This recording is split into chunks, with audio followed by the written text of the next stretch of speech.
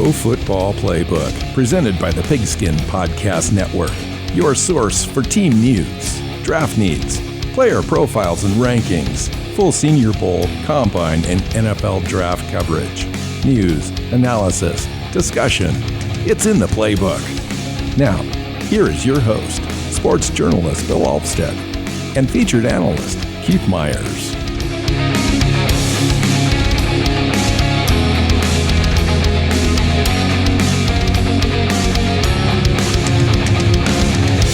Let's turn our attention now to part two of the podcast and look at defensive prospects in this draft. Combine is a great opportunity for these guys. There's a lot of athleticism on the defensive side of the ball in this draft, and we're just kind of go through the position groups of taking a look at guys. Is there anybody that stands up to you on the defensive line or at defensive end that you're really excited to see out of this group? I'm really excited to see what Perry and Winfrey does, because he just looked great at the Senior Bowl and was a guy that kind of was down on the list of defensive tackles on a lot of boards, and then just came out and everyone just had to take notice. And I want to see how he tests, and can he continue that kind of momentum of jumping up draft boards, because he sure looks like a guy capable of doing it. And so I'm looking forward to that. And, I'm also kind of looking forward to seeing what a guy like Travis Jones, who is, 326-pound nose tackle, if he can test well enough to give people that thought that he's more than just a guy that eats space, right? Mm-hmm. Can he actually move the pocket a little bit and create some interior push? Because if he can, that he shoots up the draft board a little bit, because guys his size and his ability to be a run stuffer are nice, but they're not as coveted as the guys that can move the pocket. And so if he can show some of that power, some of that, that footwork, that speed, then he's a guy that will climb up draft boards fairly quickly. Yeah, I view like a Josh Paschal out of the University of Kentucky in the same way, as far as being able to move up in this draft a little bit, just because of his athleticism at almost 280 pounds, 6'3", but runs a 4.75. Teams will covet that size and speed combo, especially teams that play, a 5-tech base defensive end on one side. He's a guy that can definitely fill that role, comes equipped with some pass rushing ability right out of the gate. Guys like that are going to be coveted. The other guy I really want to see in this combine, just because, is Jermaine Johnson. Showed out really well at the Senior Bowl at 262 pounds, 6'5", but runs a 4.50 40 at that size. And if I'm interested to see where he comes in at weight wise, if he hovers still around the 260 range, or if he tries to get lighter for some reason, or if he ends up, somebody's told him if he comes in at 275, it's going to be a better look for him, because he can show the scheme diversity being outside and sliding inside at that speed. That would be so coveted. He's already going to be coveted. He's one of those guys that just blew up the Senior Bowl, unstoppable, unblockable. So a guy like that, if he shows and tests well, it'll be very interesting to me. So I'm keying in on where he comes in at weight wise. Well, and I'm doing the same thing for Drake Jackson out of USC. 6'4", listed at 250, and he's got speed too at also a 4.50. Yes. He's a guy that, to me, that could be that oversized strong side linebacker because he runs so well, that you could see him, setting an edge, rushing the passer, doing tons of different things coming off that edge. And just being really fun, really fun at the next level. And the thing about Drake Jackson that nobody's talking about yet is he's not even 21 years old yet. Yes. He won't be 21 years old until after the season next year. Agreed. What's not to like about that? I mean, to me, that moves Drake Jackson into the equation of being in the first round. Like you're It going to does. go up and Yeah. get that guy, before he gets out of the first round. So you have a 5th round option because He's young.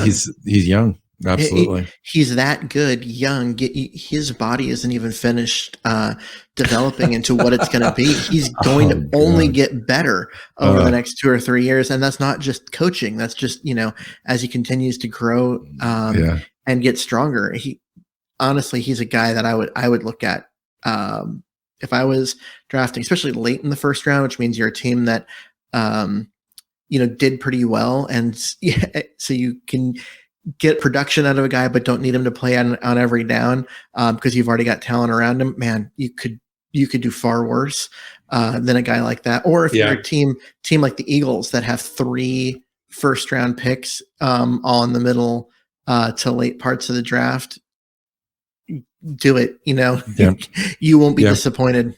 Yeah, and and if you're going to be later on, if you're going to be in the second round, I think after say pick 50 or so, you're going to be looking at a poor man's Drake Jackson in Boy Mafe out of Minnesota, 255 pounds, 6'4", runs a 4.56, had an extremely disruptive Senior Bowl. That's a great value back there as well. And if you go through the interview process and you go through the medical and you look at the intangibles, you may end up liking a prospect like Boy Mafe even better. It's one of those things where it's just going to be,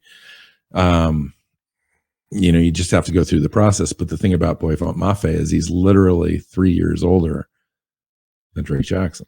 And that's just huge. It just is. It is. And so what it's showing you is that while they're similar height, weight, speed kind of things, and so their floor is about the same, Mafe's ceiling is lower because he is developed as where he's going to be. I mean, he's not going to get significantly more athletic, right? He's only going to go downhill from here. Whereas with Jackson, you could see him, actually getting faster or quicker or stronger. Well, the thing about Jackson, which I like better than Mafe, regardless of the age, is the fact that he's just more scheme diverse. Jackson's a guy that you can drop back into coverage. He's just got that ability. He's already got that spatial awareness, all that kind of stuff, diagnosing defenses and so forth. Boy Mafe is used to just running forward for the most part in the defense in Minnesota. So it'll be interesting to see. Majay Sanders is another guy in the, pretty much the same mold as well. So there's a lot of guys in this draft that are interesting. Anybody a little later, maybe a guy like D'Angelo Malone. It was a little bit more undersized and a little slower, but still looked awfully good at the Senior Bowl. So he's a guy that I think is a work in progress. He needs to end up on a team with a good DL line coach that can teach him how to use his hands better and not just rely on, the fact that he's taller and longer than, offensive tackles, because he won't be at the next level, right? He was at Western Kentucky and but in the NFL, he won't be. He needs to learn how to use his hands. He needs a rip move. He needs a swim move. He just has none of that developed yet. So he needs a good coach, and he needs some patience because he's not going to be particularly productive as a rookie. So how about, so if you had to choose, you were the draft guy, Fedarian Mathis or Perian Winfrey, and they're both neck and neck on everyone's draft boards typically. Winfrey. Easy. That's an easy pick for me. Winfrey is a guy that gets upfield and is super disruptive. Super long too. He may not be he's not going to be as good against the run. Because he's going to get pushed out of position. He's going to attack. He's going to jump into the gap and get upfield, and teams that are smart can trap him and, seal him and create a lane for the running back. But he's going to be more disruptive against the pass, and it's just a more valuable skill set. And I think that guys like him that can get up the field consistently, and make it so quarterbacks can't step up in the pocket and get real pressure on the Yeah. quarterback from the inside. They're rare, and Yes, right. and it's more valuable. So I would take Winfrey in a heartbeat, and not even question, even if Mathis is the more complete player. So, what are your thoughts on the linebacker class coming into the combine, Keith?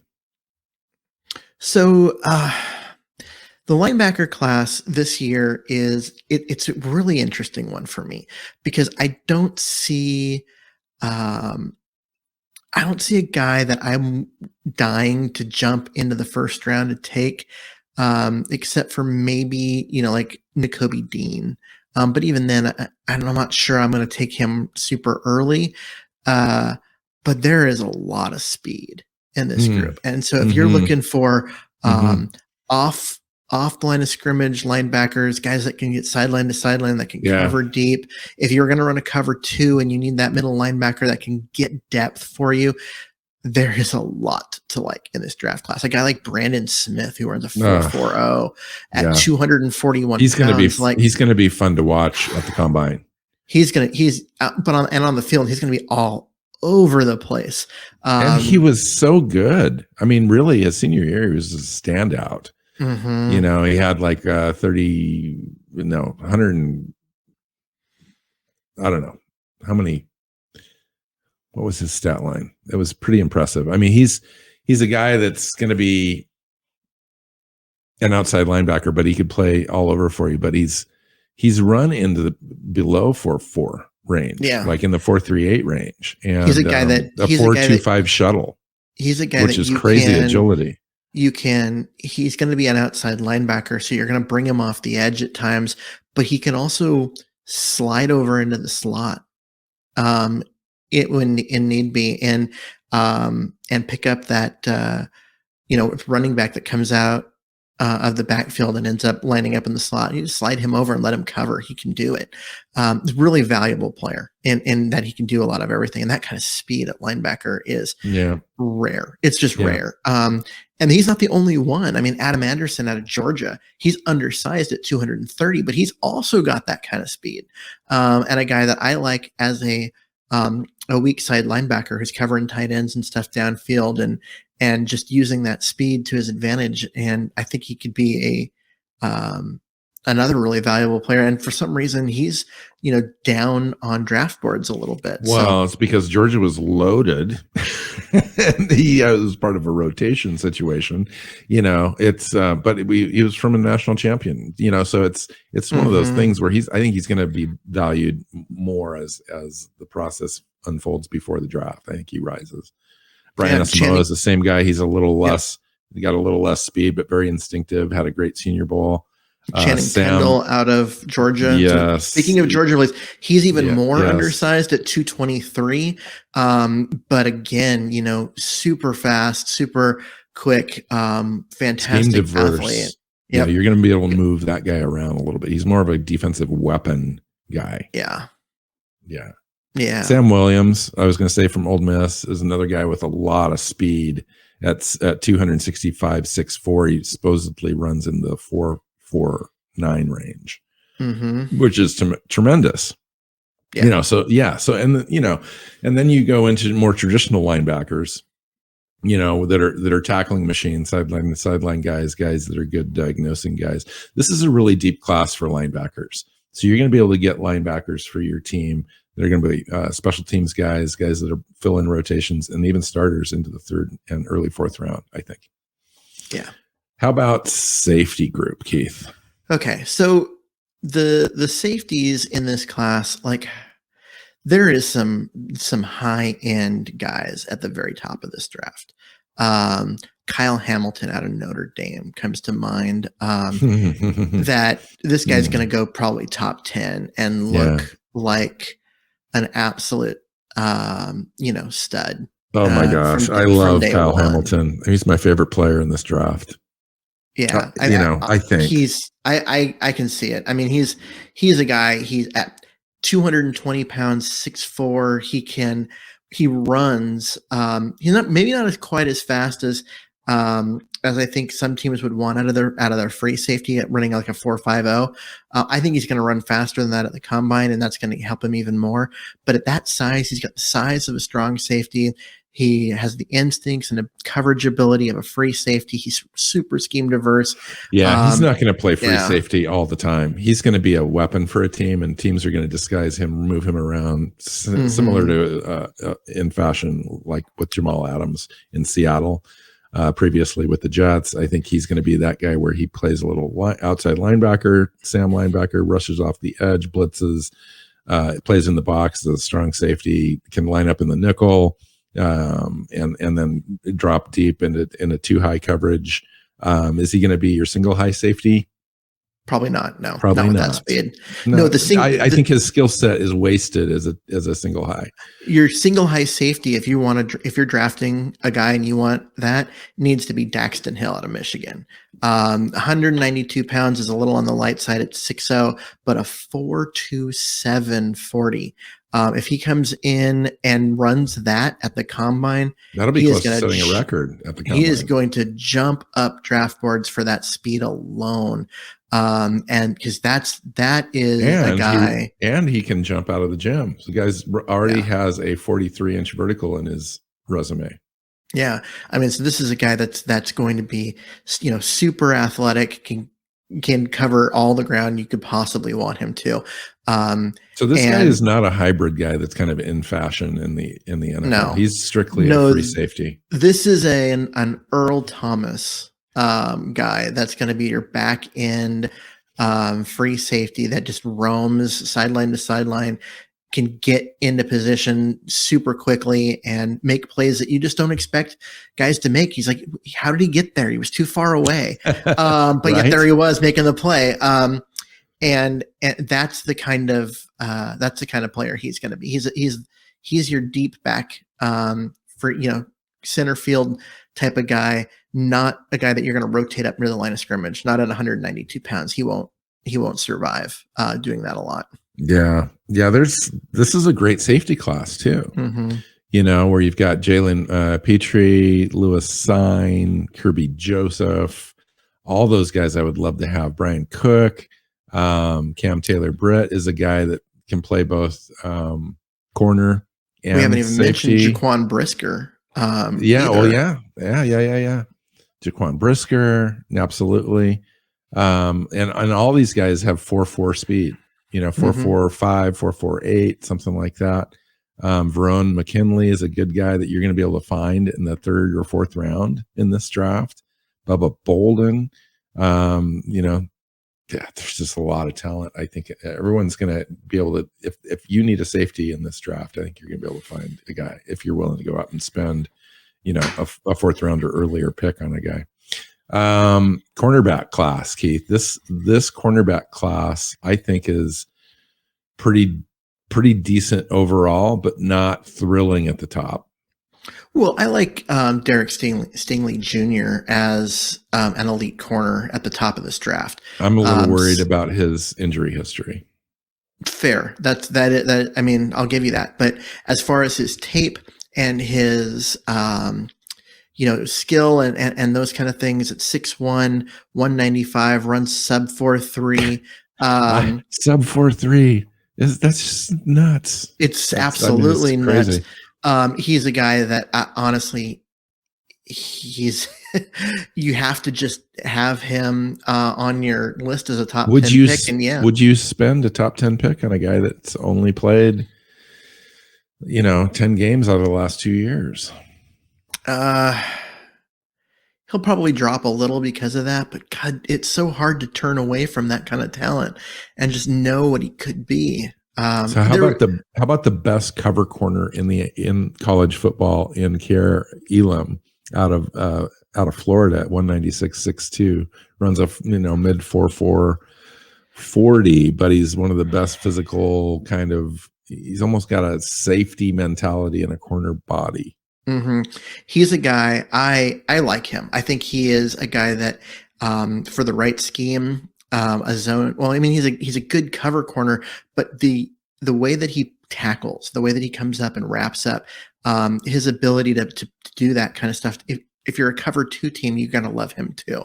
I do wonder a little bit, with his, 4.47. I mean, that's not great speed for a guy who's but thought it's of Richard Sherman's speed, though. as a guy who's a man cover. Yeah, but Richard Sherman was a zone guy. He's a cover 3 He played a lot of man. specialist. He beat up a lot of players off the line of scrimmage, though, too. True. They put him up at the line of scrimmage to jam, but then they dropped him.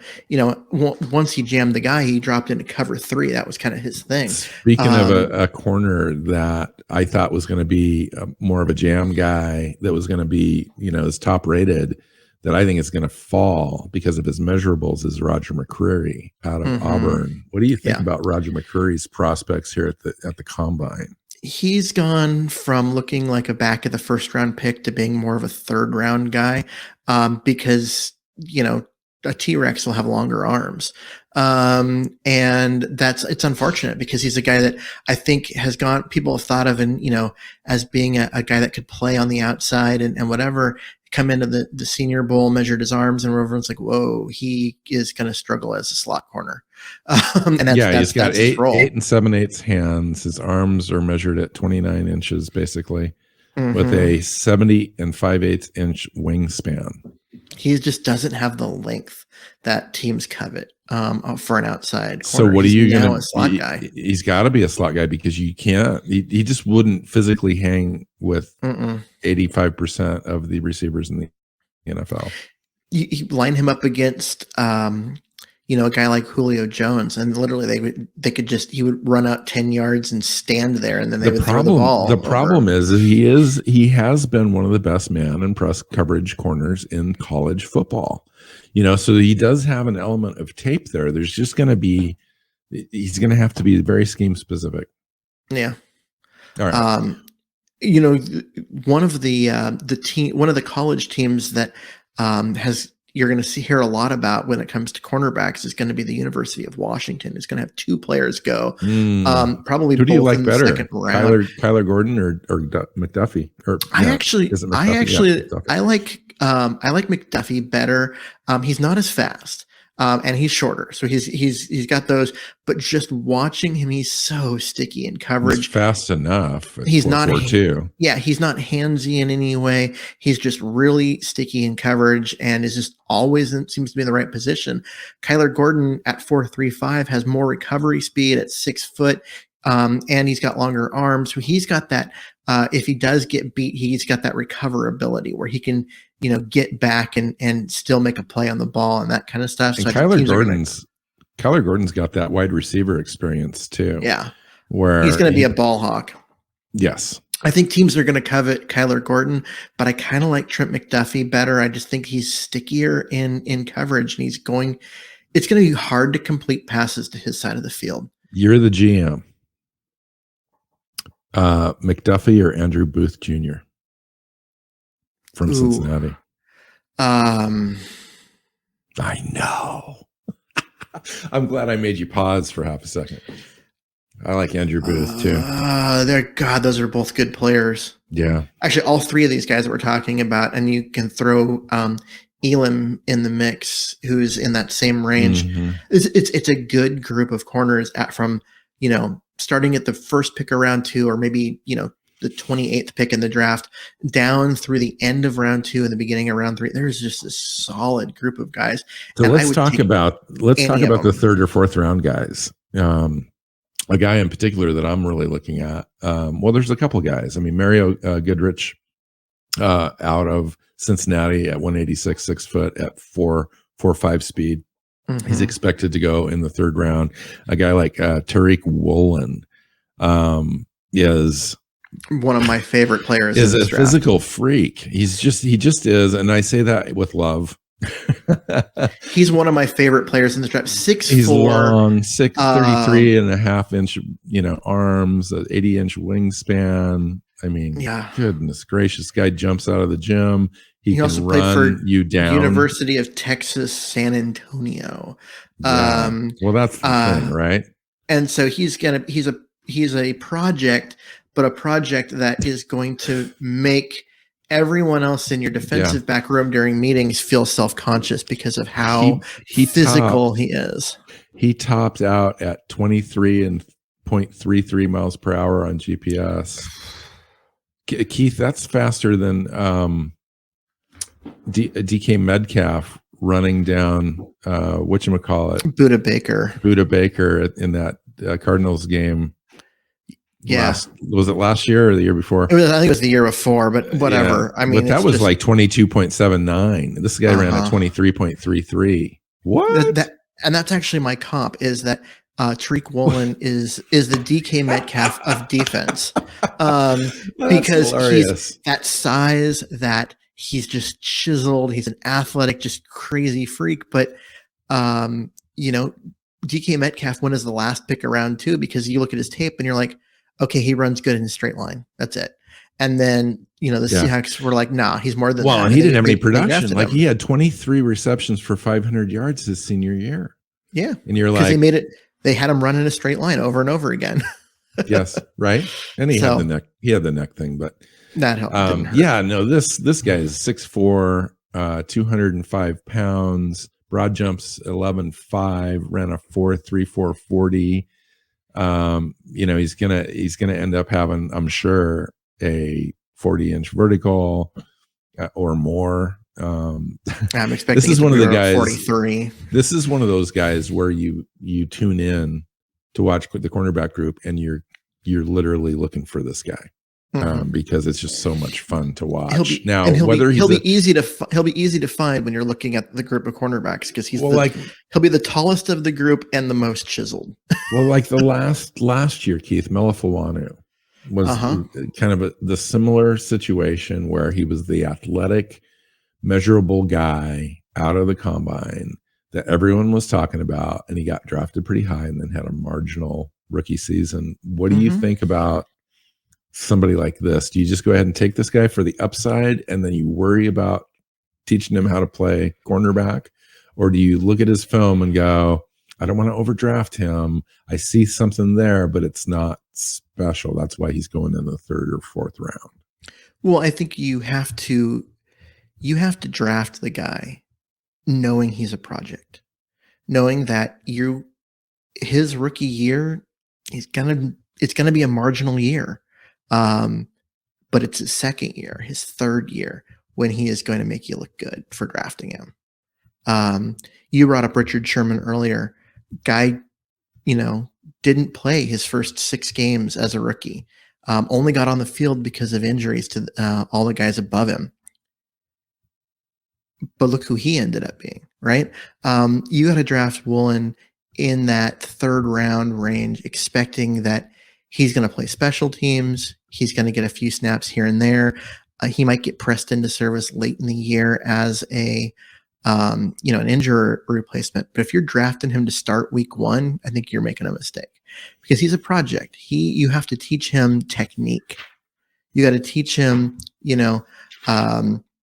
how to use his feet properly, how to, not have those extra steps at the line of scrimmage, that kind of stuff. Mm-hmm. He's more of a project. I think he's going to be a really fun project. I will say that McShay comped him to Antonio Cromartie as being like a press man, cover corner.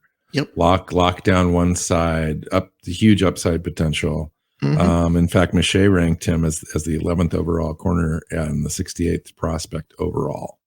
So he's not looking at him as being a mid 4th round pick. He's looking at him being a back into the second round.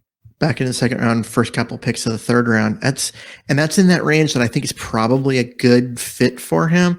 I just personally, if I'm drafting in that range, I want to be drafting a starter. I need a guy that I can depend on now. If I've got a pick at the end of round 2, and I don't want to be drafting a project at the end of round 2. That's me. That's personal. I think that I think Aaron Rodgers agrees with me in that he wanted a starter in the second round and not a project quarterback to be drafted. That wasn't going to help the team win, but right. But that right. Yeah. It's the same idea. You're talking about drafting a guy who's going to be a special teamer primarily as a rookie. That's not a guy I draft in the second round. Interesting. He's still probably my favorite player in the draft. A guy that's ready to play, is not obviously not going to test as well, doesn't have this straight line speed and so forth, but is a physical corner that's going to be able to press, play man, is Martin Emerson. I think he's a little underrated at 6'2", 200 pounds, runs a 4.55 40. Richard Sherman ran a 4.5 40. So, it's plenty of speed to play in the right system. Right system. That's part of it. Yeah. You just need to draft correctly for that kind of guy. Yeah. Anything else? You want to talk about kickers and punters? No. Nobody wants to talk about those guys. How about long snappers, Keith? Come on. Any team that drafts a long snapper, even in the 7th round, I'm sorry, you're not going to be employed as a GM for very long. And that's really all we need to say right there. That pretty much covers it. Yeah. So, all right, let's get out of here. I'm not a specialist kind of guy. I can see teams drafting a kicker in round 7, or that kind of thing, or but not. That's it. Or not, right. Because kickers you can get after the draft. There's certainly special cases. There's teams that'll draft punters, guys that are just special. That completely change the field for you and all that kind of stuff. And some of those guys are worth it. But I don't see any of them in this draft. All right. So that's 2 shows worth of shows back to back to back to back to back. So yeah, nice. Fun. Good conversation. Everyone should have a great time watching the combine. It's one of my favorite times of the year. I always look forward to it. I'm glad it's as big as it is. So it's all televised.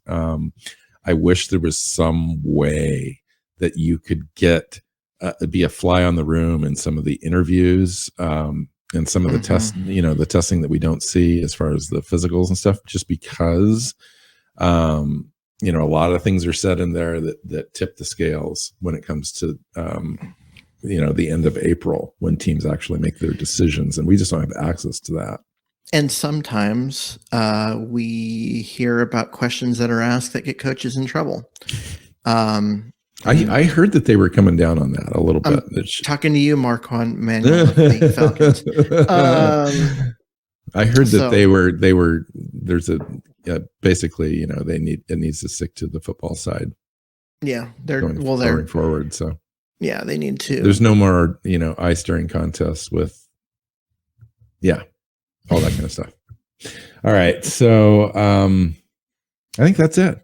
So the next time we see you, we'll have the combine done, and we will have performances to talk about. So that'll be super fun. That'll give us just one more bit of data that we can add to the pile and get closer to really evaluating the prospects as thoroughly as possible before the draft. So, and then we'll be right into free agency.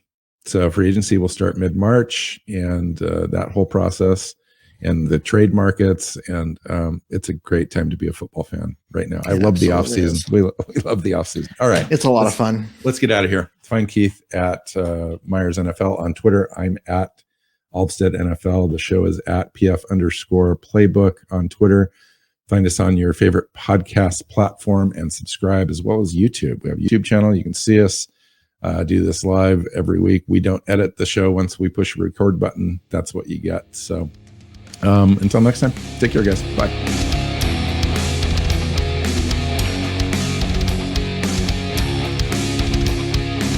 Thanks for listening to the Pro Football Playbook podcast. Follow Keith at Myers NFL. Bill is at Alvstad NFL. The show is at PF_playbook. Listen and subscribe on your favorite podcast app or YouTube, and at our website, profootballplaybook.co.